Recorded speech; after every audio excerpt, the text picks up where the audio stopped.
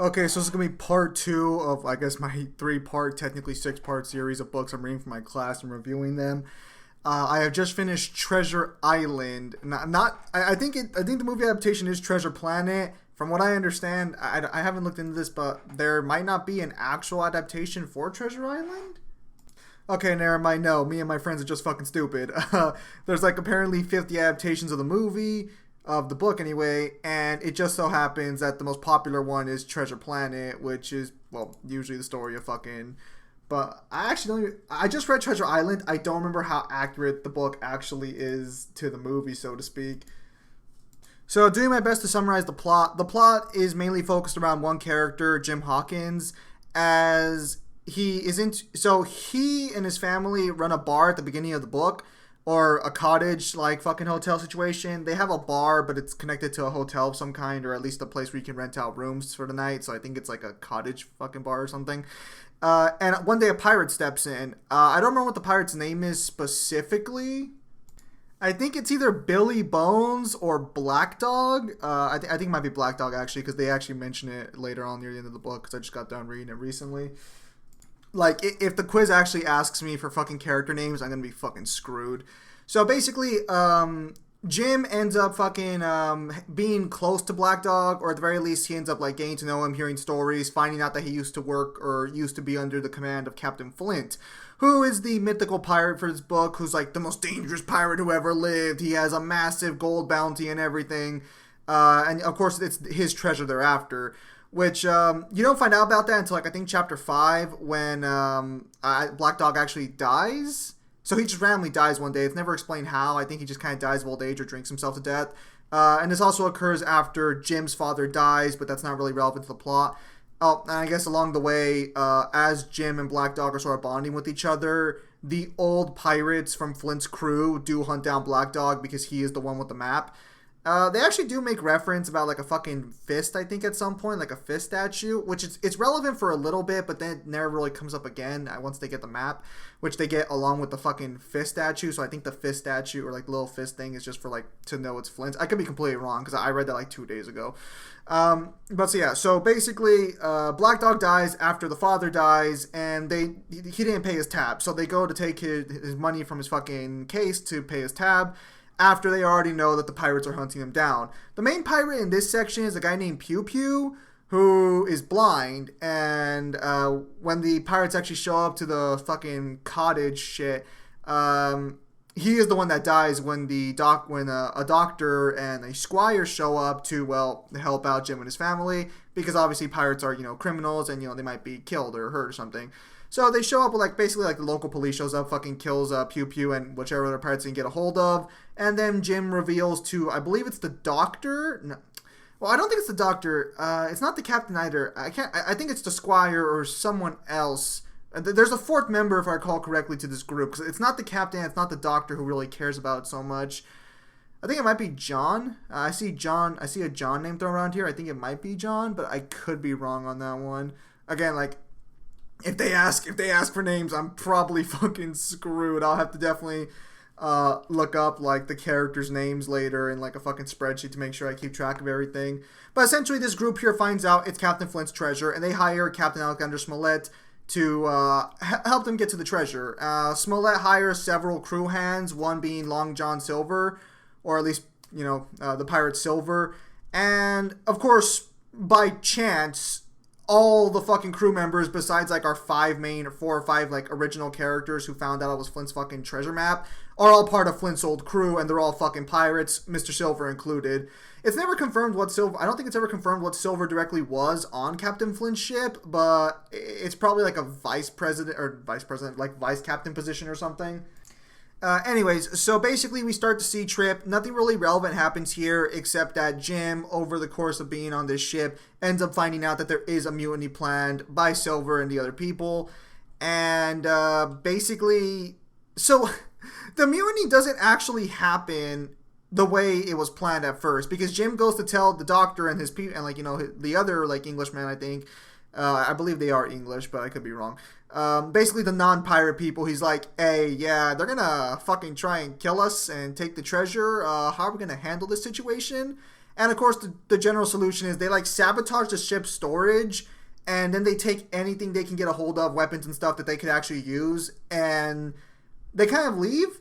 But as they're leaving, we do find out that the mutiny did technically quote unquote start, since the pirates do end up getting a cannon with the best marksman of apparently fucking Flint's crew being among them. Seriously, I don't know how the fuck no one realized like they were hiring fucking literally nothing but fucking pirates. The plot demands it, I guess, because they knew Silver was a pirate more or less. I guess they couldn't tell the others were pirates either, so I don't know. Maybe they all actually have proper grammar besides fucking Silver. Anyways, so they end up fucking leaving the ship. They do end up fucking killing, I think, 2 people as they're escaping, and then they disappear into a forest on the island because they're on Skull Island now. I think it's what it's called at one point. Or if it's not Skull Island directly, it's like they said there's an island shaped as a skull nearby. So I'm not sure if that's the island they're on specifically, or if like that's an island nearby, because they kind of reference it later on near the end that the compass is pointing towards an island with a skull on it. But I don't think that's their island. So there might just be like a second island nearby. It looks like a fucking skull anyway. So basically, Jim and the fucking people and the Englishmen, I'm just gonna call them English. They're probably not fucking English, but, you know, it's just easier for me to work this way. The Englishmen do end up fucking holding up together. Well, yeah, they talk about pounds. They're probably fucking English. They end up holding up together, and they end up fighting off a few attacks from the pirates, killing several people in the process.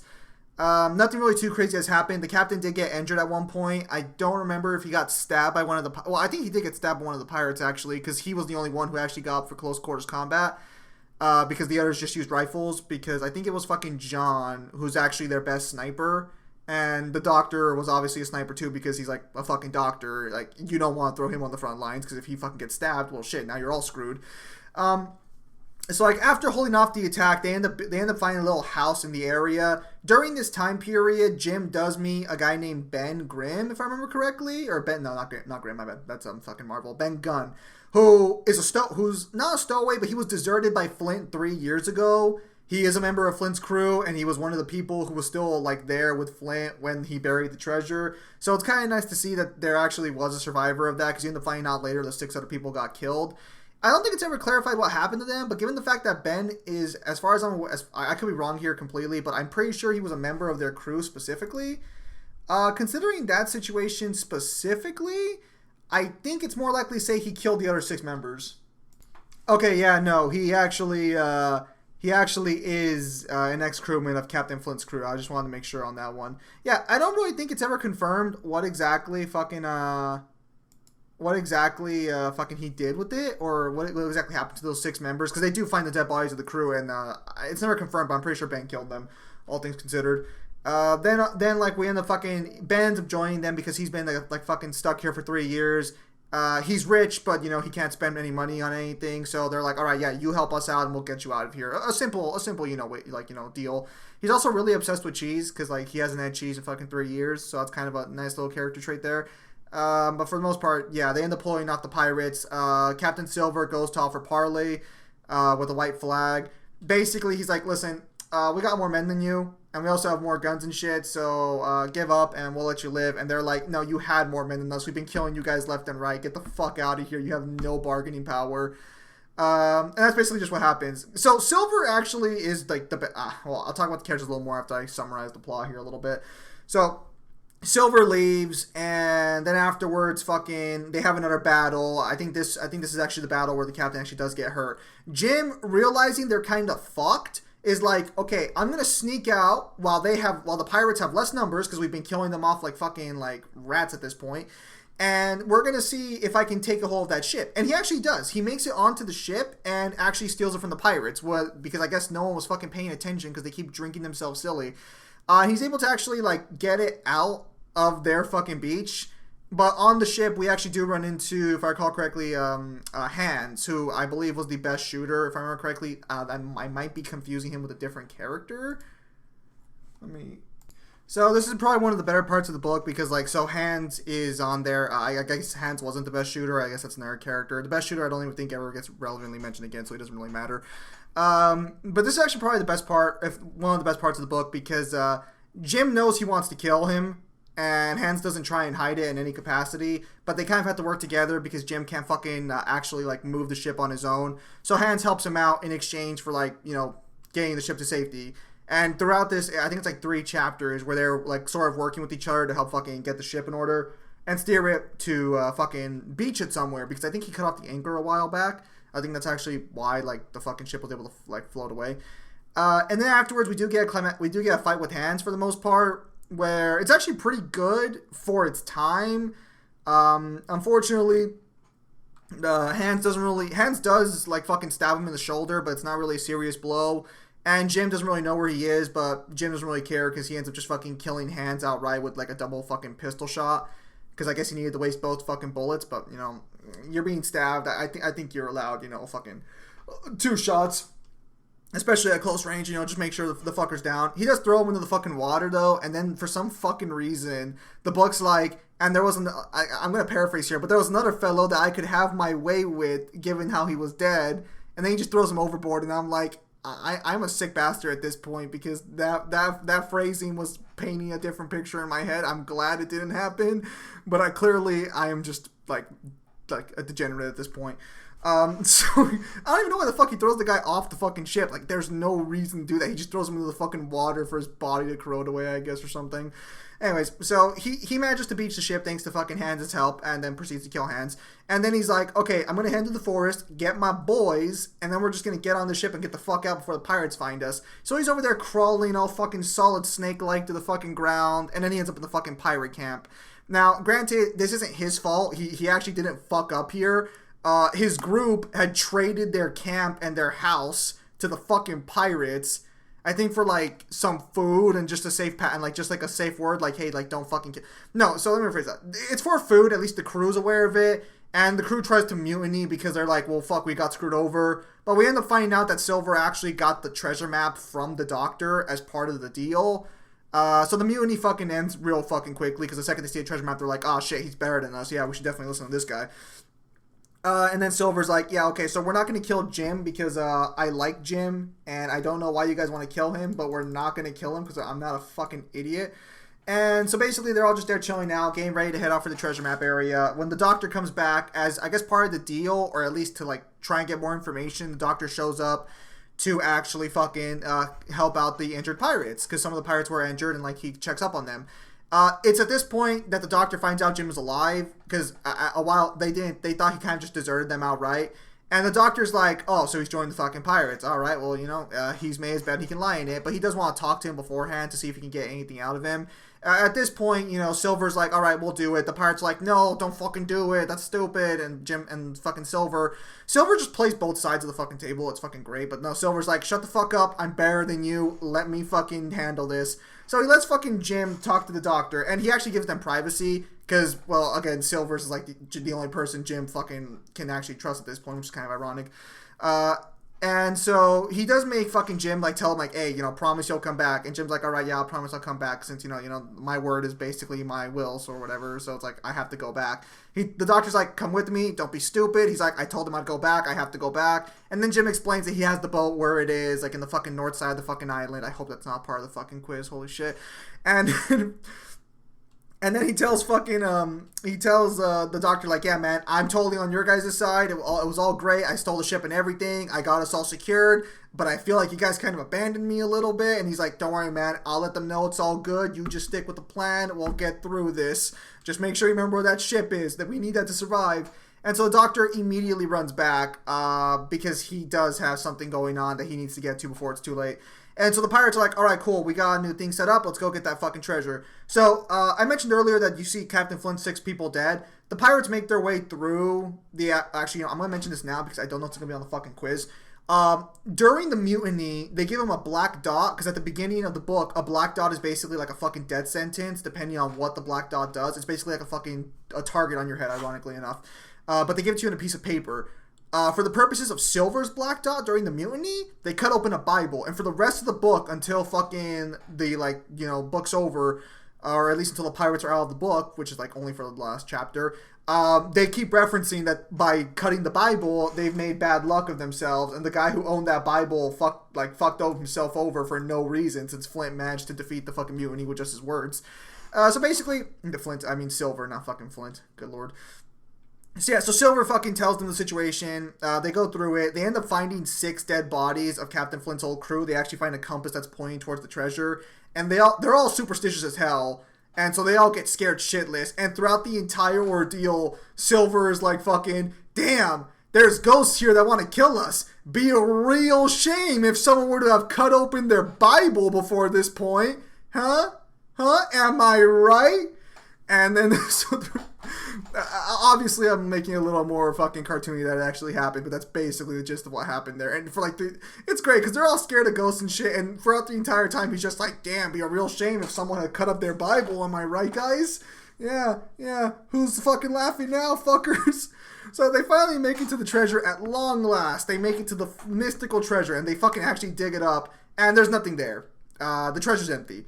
And then out of nowhere, it's Silver and Jim, I believe that's what his name is, yes. Silver and Jim versus the entirety of where it's just 5 crew members left. Because the pirates have been losing their fucking numbers left and right. The fucking Englishmen have been fucking destroying them left and right. It's really not even funny how easily these fuckers have been getting fucking trounced. And then out of fucking nowhere, the Englishmen activate an ambush, basically. They just start gunning down the pirates. Now, to be fair, like 2 or 3 of the pirates survive, but 2 of them die almost immediately. And it doesn't really, like, matter anymore. We end up finding out from the doctor that Ben, as I mentioned earlier, had already dug up the treasure. Now, I didn't mention that part, but he was, aware of where the treasure was. He helped bury it. So he had already dug up the treasure. That's why he was rich. And when the doctor found out Ben dug up the treasure, the doctor's like, okay, let's just let's give them the map, send them to the treasure spot, and we just kill them off, and we're done with it. The only problem with this plan was that the kid, Jim, because I think Jim's like a young man or a kid at this point, the years haven't passed, but I don't really remember what the hell his actual age was. I think he's still a kid in the novel, but he might just be like a young adult, like 20s. I think he's like fucking 16 if I had to put a number on it, but I don't think a number's ever given to him specifically. Jim was gonna be killed too, so that's why the doctor had to run back, because he had to go catch his boys and be like, hey, don't kill Jim, he's on our side, and don't kill Silver either, he's actually willing to work with us here, we need all the help we can get. So everyone but Jim and Silver gets shot down, except for like 3 other pirates who kind of fucking just run away. We end up finding out again the treasure situation from the doctor and everybody else, and by the end of it, it's like, alright, cool. So now that we're all together, let's all haul the gold onto the ship and get the fuck out of here. Before they do that, though, the doctor does make a point of like being like, let's leave some shit behind for the pirates we're going to abandon here, so that way they don't just die, because, I guess, abandoning them in the middle of nowhere with no chance of ever escaping is a, like, better death than hanging by the gallows. Which I guess it kind of is, kind of isn't, because there's only like 2 or 3 pirates. By the end of it, the book doesn't tell you what happens to them specifically, but as they're leaving, they're hauling the gold on the ship and everything. I think like right before they leave the actual island, you find out or you hear gunshots in the distance. And Jim's like, oh, you know what? They probably started hunting. Nah, those fuckers blew their brains out. I have no doubt in my mind they were like, fuck this noise. And then they leave. They make it to like the Spaniard coast, or at least the coast of Spain, and we end up finding out that during this encounter, as they're docking in Spain and they're doing with all the paperwork, Silver steals a portion of the treasure for himself. Not a lot. He steals like a bag. Every character who actually makes it out, and this is a really cool part. I'm actually surprised this actually happened. I think in today's day and age, this probably would have been turned into like another fucking drama point. Thankfully, the author of this book, fucking when he wrote it back in, what was it? Hang on. Oh, shit. When he wrote it back in 1882, decided to, not be, like, fucking, like, stupid here, and decided to end it on, like, a good note. So, basically, everyone who survived got a portion of the treasure. Silver would have gotten a portion of the treasure, too, but he didn't want to deal with the authorities, so he just takes the fucking bag. He just takes, like, a bag of gold and just fucks off. Silver's the only one who actually knows how to spend money and how to, like, effectively keep his money intact. Specifically in regards to the pirate crew, because Ben does get to leave, but he spends all of the gold in like fucking 19 days because he was begging for money by the 20th, according to the book. So Ben kind of gets screwed over. Everyone else kind of lives like a chill life afterwards. We don't really know what Jim does with his money. The captain is like no longer on the sea. I think John ends up being an actual sea hand and actually like looks into his craft. I'll have to like fucking check that again, probably on Spark Notes later, because again, I don't think that'll be relevant to the quiz. If it is, fuck. But yeah, no. So beyond that point, going through the characters very briefly, Jim's great. He's kind of a little bit of a little bitch, but he can step up when he needs to, and he is like very opportune. The longer he's in the situation, the better he gets. Silver's fucking great. He's not a dick, which is just great. Like, because again, like he was technically he was after the mutiny, but he never really wanted to kill them, and he had no like real fucking hatred against any of them. The only reason Jim survives as long as he does is because Silver's willing to back him up, and Silver plays both sides like fucking great. Like, if the pirates were to succeed, he would have been able to get away with them scot-free, and they wouldn't have given a fuck. If the fucking Englishmen succeed, well, we already saw what happened. He got his money and then fucking fucked off because he didn't want to cause problems. Good character. Unfortunately, he's not used as much as he should be. The Englishmen together are boring as fucking hell. The Doctor's a cool guy as well. For the most part, they're kind of dicks. The Captain Smollett, he's not bad, or Smollett, I don't know how to pronounce that, but the Captain's not bad, but he's kind of a dick, and he kind of is like fucking injured the entire time, so he doesn't really do much. Ben's a pretty chill guy, nice little fellow. John, again, I think John's the Squire, actually. Let me actually check this out real quickly. I think he is the Squire. Yeah, he's the Squire. Okay, yeah. John's pretty chill, good shot, not a complete dick. They're all kind of likable for the most part, but really it's just the Doctor, Silver, and Jim who are like basically sell the show. Everyone else kind of either fucking is kind of like either one note or, well, I mean, they're all kind of one note if we're being honest, but like they're done well. Silver, Long John Silver, now I understand why the fuck he has a restaurant named after him, because yeah, he's definitely the best part of the. If he's not the best part of the book, he's definitely one of the highlights of it. He's a very fun character to read because he's not stupid. He's aware of the situation, and you know that he's playing both sides just perfectly. And when he leaves at the end, I actually did laugh. I actually did laugh when he escaped at the end because I knew the Englishmen would up, because the Englishmen do make a deal with him that they're gonna try and get him off the gallows so that way he doesn't die, as like their like way of helping him out if he helps them. But, like, I'm glad he just escapes randomly out of nowhere with gold in his hand. Like, I'm kind of glad he got away because he was he was a fun character and he wasn't a dick. Like, yeah, he's probably killed people. He's probably done fucked up shit. But, like, you don't really experience that in the book. And it's never really alluded to besides just pirates are bad. So it's like, yeah, it was kind of nice to see him escape with his gold and just move on with his life. You do never find out what happens to him, unfortunately. Although you do apparently there's a prequel to Treasure Island. I'm not sure if it's like a genuine prequel or if it's like fucking a prequel written later on. Let me see here. Yeah, it is a prequel called Portobello Gold, but I don't really know if it's actually legit or not. But yeah, no. Overall, I'm going to say this, and I'm very surprised. While it is an easier read and is faster, I actually enjoyed Little Women a lot more than I did Treasure Island, which completely caught me off guard. I thought Treasure Island would be the better book overall, because it started off better, but the payoffs just aren't that good. There are some good character moments, and there are some like fun parts, but my goodness, this book slogs on. I don't know if the author was actually like fucking bored, or if maybe just like English literature has like changed over the past 20 years, but my goodness, oh boy. There is a slog that goes on, and good lord. Overall, I don't think I gave Little Women a rating, but I'll give this one a rating. It's like a 3 out of 5. Like it's not bad. I've definitely read worse, even by today's standard. Like in today's standards, I've certainly read worse. But it's really not something I would like highly recommend you go back to or something like that. At least not the entire thing. Like maybe like the final third of the book is probably the part worth reading the most. With that said, ladies and gentlemen, thank you guys for your time as always. Have a nice day. I'll see you guys on the next stream or video. Take care, everybody.